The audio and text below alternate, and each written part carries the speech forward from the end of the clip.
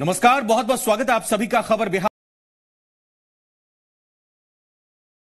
के लिए हो रहे चुनाव में नेताओं के बयान आए दिन सुर्खियां बटोर रहे हैं, सुर्खियां बन रहे हैं। हर रोज कोई ना कोई विवादास्पद बयान सामने आ ही जाता है। बात बिहार की राजनीति की करें तो शरद यादव को प्रधानमंत्री मोदी से डर लग रहा है। शरद यादव ने कहा है कि इस चुनाव में पीएम मोदी से उनकी जान को खतरा है। शरद के इस बयान के बाद सियासी उबाल आते देर नहीं लगी। शरद यादव, मोदी से डर लगता है। यदि नरेंद्र मोदी जीत गया तो शरद यादव तो जीत के अंदर जाएगा या ये गोली मरवा देंगे। मधेपुरा से आरजेडी उम्मीदवार शरद यादव अपने इस बयान के बाद फिर चर्चा में है। उनका मुकाबला मधेपुरा के रण क्षेत्र में जेडीयू प्रत्याशी दिनेश चंद्र यादव और पप्पू यादव से होगा। लेकिन उनकी हर सभा में उनके टारगेट पर हैं देश के प्रधानमंत्री नरेंद्र मोदी। शरद ये बताते फिर रहे हैं कि अगर मोदी फिर से जीत गए तो उन्हें जेल भेज देंगे या गोली मरवा देंगे। मधेपुरा के सौर बाजार में चुनावी सभा को संबोधित करते हुए शरद यादव ने बातें कही। और आज कह रहा हूं, यदि नरेंद्र मोदी जीत गया तो शरद यादव तो जीत के अंदर जाएगा या ये गोली मरवा देंगे, ये छोड़ेंगे नहीं। शरद बोल पर सियासी बवाल। एनडीए का शरद पर पलटवार। शरद के इस बयान के बाद एनडीए उन पर हमलावर है। जेडीयू बीजेपी ने कहा कि शरद यादव ने पहले ही हार मान ली, इसलिए ऐसे बेतुके बयान दे रहे हैं। नरेंद्र मोदी जी के खिलाफ इस तरह की बातों को कह करके वो केवल अपनी कुंठा और हताशा जाहिर कर रहे हैं। दरअसल वो चुनाव हार चुके हैं। देखिए, शरद यादव जी के अंदर एक लगता है कि हार के डर से फियर साइकोसिस समा गया है और उसके कारण उनका नर्वस ब्रेकडाउन सिंड्रोम दिख रहा है। इसीलिए ये इस तरह का बयान दे रहे हैं। उनको किसी अच्छे क्लिनिकल साइकोलॉजिस्ट से दिखाना चाहिए। उधर शरद के बयान को लेकर उनके सहयोगी उन्हें दिलासा दे रहे हैं, तो साथ ही पीएम मोदी पर हमला भी बोल रहे हैं। पता नहीं शरद यादव जी किस संदर्भ में इस बात को बोले हैं, हमको कोई जानकारी नहीं है। लेकिन इतना तो हम लोग मानकर चल रहे हैं कि अगर दोबारा नरेंद्र मोदी जी की सरकार बनती है तो लोकतंत्र पर खतरा है, संविधान पर खतरा है। शरद यादव जी बड़े नेता हैं, गठबंधन के बड़े नेता हैं, हम लोग सभी लोग उनके साथ हैं। वो शरद यादव जी कैसे समझ लिए कि मोदी जी अब दोबारा प्रधानमंत्री बन जाएंगे। विवादित बयानों की वजह से शरद यादव कई बार कंट्रोवर्सी में आते रहे हैं। अब सवाल है कि आखिर शरद यादव को ऐसे बयान देने की जरूरत क्यों पड़ी? क्या शरद को मधेपुरा के त्रिकोणीय संघर्ष में खुद के पीछे छूटने का एहसास होने लगा है, या फिर बहुत दिनों से लाइमलाइट से दूर शरद अपनी मौजूदगी दर्ज कराने की कोशिश में? क्योंकि कभी पार्टियों के लिए स्टार प्रचारक रहे शरद आज मधेपुरा तक सीमित होकर रह गए। मधेपुरा से शंकर के साथ आशुतोष चंद्रा, जी मीडिया। पहले चरण का चुनाव बीत गया है और अब दूसरे चरण की बारी है, लेकिन बिहार में एनडीए के प्रमुख घटक दल जेडीयू की ओर से घोषणा पत्र जारी नहीं किया गया है। पहले 9 और फिर 14 अप्रैल की तारीख तय हुई, लेकिन घोषणा पत्र जारी नहीं हो पाया है और विरोधी दल इस पर तंज कस रहे हैं। वहीं जेडीयू के नेता इसे अपनी रणनीति का हिस्सा करार दे रहे हैं। घोषणा पत्र पर घमासान। जेडीयू का घोषणा पत्र अब तक नहीं हुआ जारी। आरजेडी कांग्रेस का जेडीयू पर निशाना। लोकसभा चुनाव के दूसरे चरण की वोटिंग 18 अप्रैल को खत्म हो जाएगी, लेकिन बिहार में सत्तारूढ़ जनता दल यूनाइटेड ने अब तक पार्टी का घोषणा पत्र जारी नहीं किया है। इसको लेकर आरजेडी और कांग्रेस ने जेडीयू पर निशाना साधा है। बगैर माइंड अप्लाई किए हुए 1 2 3 4 5 जो है लिख दिया गया। वही कारण से सब लोग लापरवाह हैं, लेकिन एक औपचारिकता तो है। हमको लगता है कि जेडीयू को अब तक कर देना चाहिए था। जेडीयू का तो कोई विजन ही नहीं है, क्योंकि उनको पता रहता है या खुद पता भी नहीं होता है कि चुनाव के बाद वो किसके पास जाएंगे, उनके मुद्दे क्या होंगे। वो सेकुलर रहेंगे, धर्मनिरपेक्षता की बात करेंगे, या फिर आतंकवादी टाइप के व्यक्ति के पास चले जाएंगे, या नरेंद्र मोदी के पास चले जाएंगे। तो उनको कुछ पता नहीं, उनका कुछ सिद्धांत नहीं रहता है। इधर जाएंगे कि उधर जाएंगे। प्रशांत किशोर जी का प्रकरण चल रहा है, वो तो इसलिए उनकी ढूल मूल नीति रही है, इसलिए उनका कोई मैनिफेस्टो जारी भी नहीं होगा। और जनता दल यूनाइटेड का नहीं आ पाना किसी कारण से मुझे लगता है कि अफसोसजनक है और उम्मीद करता हूं कि इसमें वो भूल सुधार करके जल्द से जल्द इसको जाहिर करें। घोषणा पत्र को लेकर जेडीयू में मंथन का दौर चल रहा है। तारीख तय हुई लेकिन घोषणा पत्र नहीं जारी हो सका। आरजेडी और कांग्रेस की ओर से किए गए वार पर जेडीयू ने पलटवार किया है। देखिए, हर पार्टी को अपनी रणनीति तय करने का अधिकार है। जब घोषणा की जाएगी आपको इसकी सूचना मिल जाएगी, लेकिन जनता घोषणाओं से ज्यादा आपकी उपलब्धियों पर नजर रखती है। तो जनता कल हम क्या करेंगे उससे ज्यादा हमने जो आज तक किया है इसको देख रही है। और इसीलिए बिहार का चुनाव अगर एक तरफा है तो उसकी वजह सिर्फ ये है कि घोषणाओं से ज्यादा हमने काम किया है। जेडीयू की जो हमारी जो है अलायंस पार्टनर है, ठीक है, उसका घोषणा पत्र अभी तक जारी नहीं हुआ है। लोजपा ने अपना घोषणा पत्र जारी कर दिया है।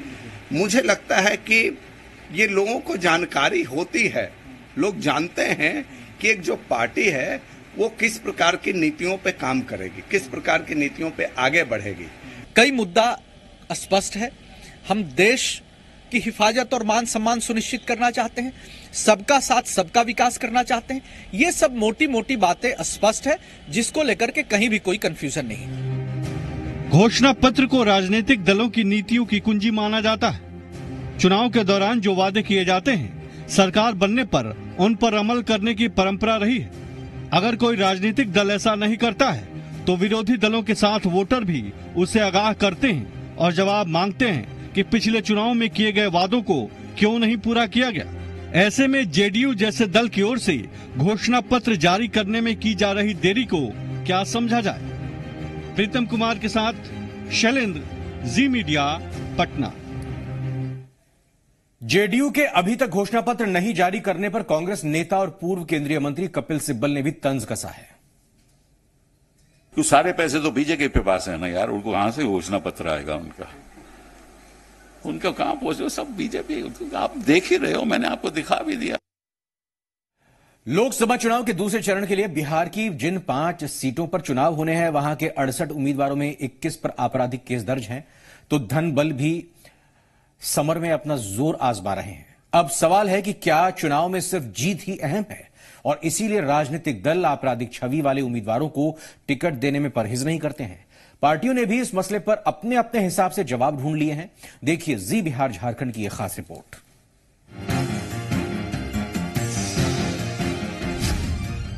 सत्ता के महासमर में बाहुबल धनबल का जोर। बिहार में लोकसभा के रण के दूसरे चरण में 21 प्रत्याशी करोड़पति। 21 प्रत्याशियों पर आपराधिक, 14 पर है गंभीर आपराधिक मामला। भागलपुर, बांका, कटिहार, पूर्णिया और किशनगंज में 18 अप्रैल को वोटिंग होने जा रही है। चुनाव में जीत के लिए सभी राजनीतिक दल पूरा जोर लगाए हुए हैं। पहले चरण की तरह ही दूसरे चरण के कैंडिडेट्स की भी सच्चाई सामने आई। बिहार इलेक्शन वॉच और एडीआर की रिपोर्ट जारी हो गई है। रिपोर्ट के मुताबिक दूसरे चरण के चुनाव पर भी धनबल और बाहुबल का प्रभाव पड़ने के आसार है। दूसरे फेज में 68 उम्मीदवार मैदान में हैं, जिनमें से 21 उम्मीदवारों पर आपराधिक मामले दर्ज हैं। 14 उम्मीदवार ऐसे हैं जिन पर गंभीर आपराधिक मामले दर्ज हैं। आपराधिक छवि वाले उम्मीदवारों को टिकट देने के मामले पर दलगत स्थिति कुछ ऐसी है। कांग्रेस के 3 उम्मीदवारों पर आपराधिक मामले दर्ज हैं, जबकि एक पर गंभीर आपराधिक मामला दर्ज है।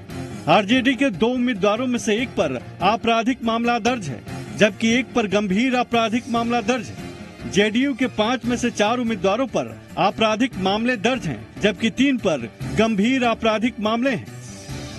जेएमएम के 3 में से 1 उम्मीदवार पर आपराधिक मामला दर्ज है, जबकि एक पर गंभीर आपराधिक मामला है।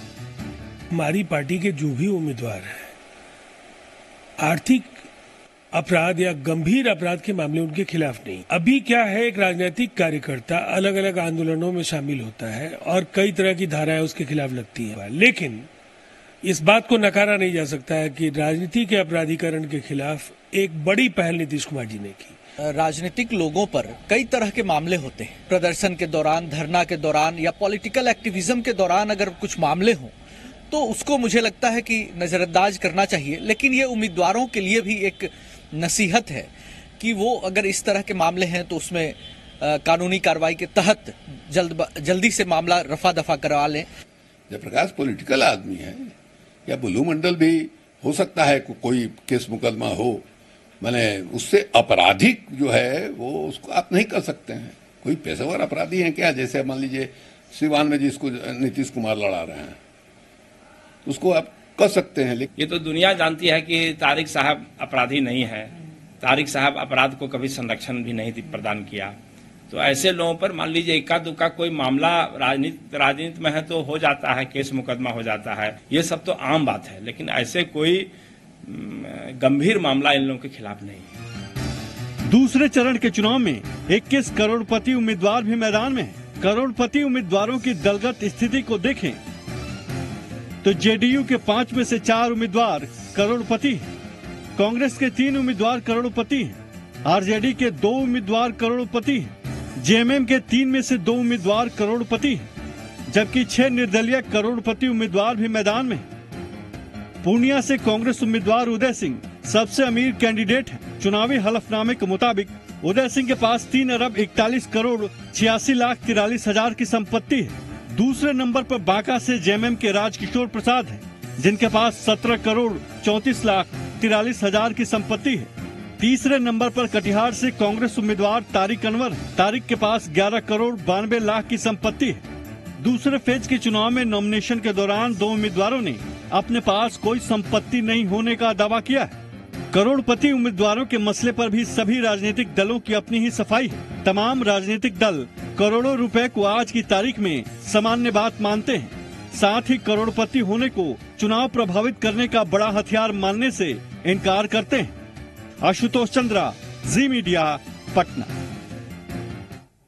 18 अप्रैल को दूसरे चरण का चुनाव है और इसके लिए सभी पार्टियों ने अपना पूरा जोर लगा दिया है। दूसरे चरण में एनडीए कुनबे की सियासी लड़ाई का दारोमदार जेडीयू के कंधों पर है, तो कांग्रेस और आरजेडी ने भी पूरा जोर लगाया है। ऐसे में दूसरे चरण के दंगल में जनता किसका बेड़ा पार करेगी, इसको लेकर जुबानी जंग लड़ी जा रही है।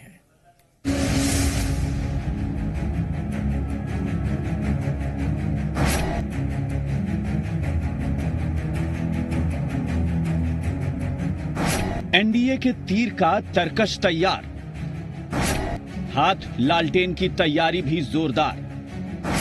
दूसरे चरण में किसका होगा बेड़ा पार? महासमर में अब की बार किसकी सरकार? बिहार में लोकसभा के रण के दूसरे चरण के लिए 18 अप्रैल को वोट डाले जाएंगे। पार्टियों का प्रचार जोरों पर है। दूसरे चरण में बिहार एनडीए की जिम्मेदारी तीर के जिम्मे है, तो उसका तरकश भी तैयार है। कोई चूक न हो, इसके लिए पार्टी पूरी तरह से सजग है। तो बीजेपी भी एनडीए की जीत तय मान रही है। हम आश्वस्त भी हैं, प्रयत्नशील भी हैं और निगहबान भी हैं। और नीतीश कुमार जी ने सबका साथ सबका विकास और न्याय के साथ विकास को जमीन पर उतारा है। ये इस बार की लड़ाई देश प्रेमी और विकास प्रेमी हमारे नरेंद्र मोदी जी के साथ है, एनडीए के साथ है। लड़ाई किसी से नहीं है। महागठबंधन को एक भी सीट बिहार में आने वाला नहीं है। 40 की 40 सीट एनडीए जी। उधर एनडीए की प्रचार की गाड़ी को और तेज करने झारखंड के सीएम रघुवर दास भी बिहार की सियासी समर में कूदे और अपने सियासी सभाओं के जरिए महागठबंधन पर जोरदार हमला बोला। 23 अप्रैल हमारे बिहार के लिए बहुत महत्वपूर्ण दिन है। देश तोड़क पाकिस्तानी समर्थक ये जयचंद और मीर जाफर के औलाद को हमें कमल पर इतना बटन दबाना है ताकि मीर जयचंद मीर जाफर भारत माता की जय बोलने आ लगे। एनडीए कुनबे की ओर से जीत के दावे पर आरजेडी ने पलटवार किया है और बीजेपी पर झूठी देशभक्ति दिखाने का आरोप लगाया। हर मोर्चे पर विफल सरकार, केंद्र से लेकर राज्य तक उनके पास कोई मुद्दा नहीं है। यदि हिम्मत है तो नोटबंदी और जीएसटी पर चुनाव लड़के दिखा दे सरकार, लेकिन वो उनके मुंह से कहीं निकलता ही नहीं। सारे मुद्दे जो है वो धरे के धरे रह गए। सत्ता के महासमर में दूसरे दंगल से पहले सियासी पारा चरम पर है। हर कुनबा एड़ी चोटी का जोर लगाए हुए है। अब ये जनता को तय करना है कि वो किसका बेड़ा पार करेगी। ब्यूरो रिपोर्ट, जी मीडिया। हाजीपुर में आज पशुपति कुमार पारस ने अपना नामांकन दाखिल किया, जिसमें LJP supremo Ramvilas Paswan, Chirag Paswan, deputy CM Sushil Kumar Modi और बीजेपी प्रदेश अध्यक्ष नित्यानंद राय भी शामिल हुए। नॉमिनेशन के बाद एक चुनावी सभा का आयोजन किया गया, जिसको लेकर संबोधित करते हुए नित्यानंद राय ने रामविलास पासवान की तुलना भगवान राम से कर दी। उन्होंने कहा कि राम का खड़ाऊ लेकर भरत अयोध्या को संभालने चले हैं। उधर पशुपति पारस का कहना था कि हाजीपुर से उनके बड़े भाई रामविलास पासवान लड़ते थे, लेकिन सारा काम वो खुद ही देखते थे, इसीलिए हाजीपुर की जनता से उनका व्यक्तिगत संबंध है। सभा को संबोधित करते हुए डिप्टी सीएम सुशील मोदी ने केंद्र और राज्य सरकार के कामों की तारीफ की और कहा कि 2019 में 2014 से बड़ी लहर है और केंद्र और राज्य सरकार के काम के बूते एनडीए की फतह होगी। सभा को संबोधित करते हुए रामविलास पासवान ने चिराग पासवान की जमकर तारीफ की। उन्होंने कहा कि वर्तमान में देश की राजनीति में जितने भी लाल हैं, उन सब में सबसे अव्वल चिराग ही हैं। रामविलास पासवान का कहना था कि उनके बेटे जैसा ना तो कोई सुंदर है और ना ही तेजस्वी। गिनीज बुक में आदरणीय रामविलास भैया का नाम अंकित हो गया बिना समझाए हुए।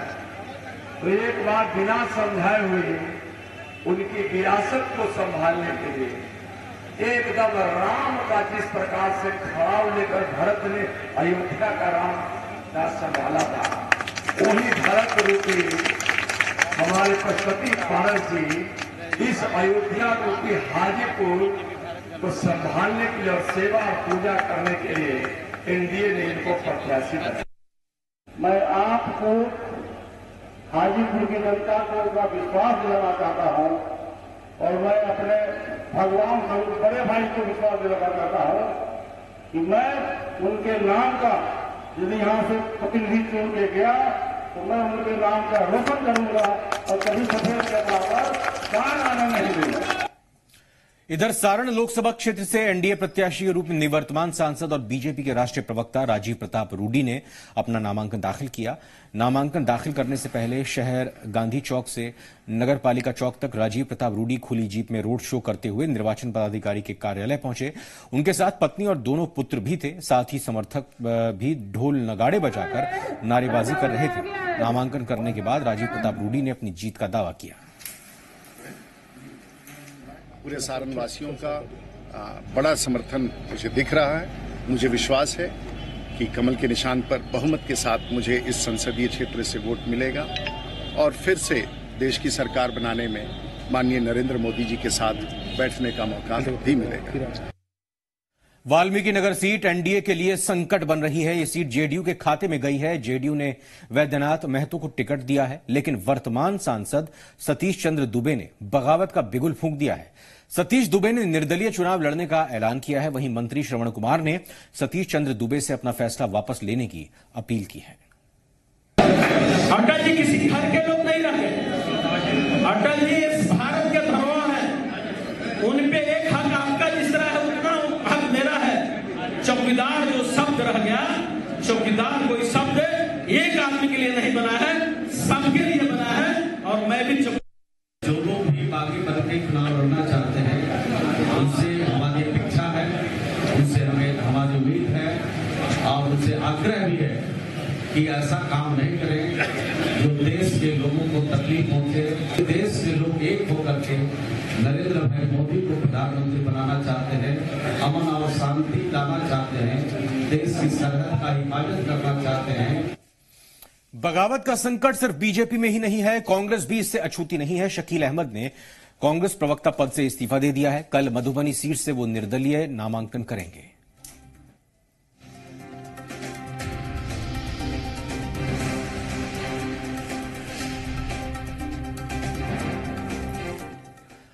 आरजेडी सुप्रीमो लालू प्रसाद यादव की किताब गोपालगंज टू रायसीना के विवाद में फिर नया मोड़ आ गया है। किताब में प्रशांत किशोर के लालू प्रसाद यादव से मिलने के दावे पर अब लालू के साले साधु यादव ने भी समर्थन किया है। साधु यादव का लंबे समय से अपनी बहन राबड़ी देवी और जीजा लालू यादव के परिवार से बेहतर संबंध नहीं है, लेकिन इस मामले में उन्होंने लालू परिवार का साथ दिया है। गोपालगंज कोर्ट में आचार संहिता उल्लंघन के एक मामले में पेशी के बाद साधु यादव ने यह बातें कही। साधु यादव महाराजगंज से बीएसपी के टिकट पर लोकसभा चुनाव लड़ने जा रहे हैं।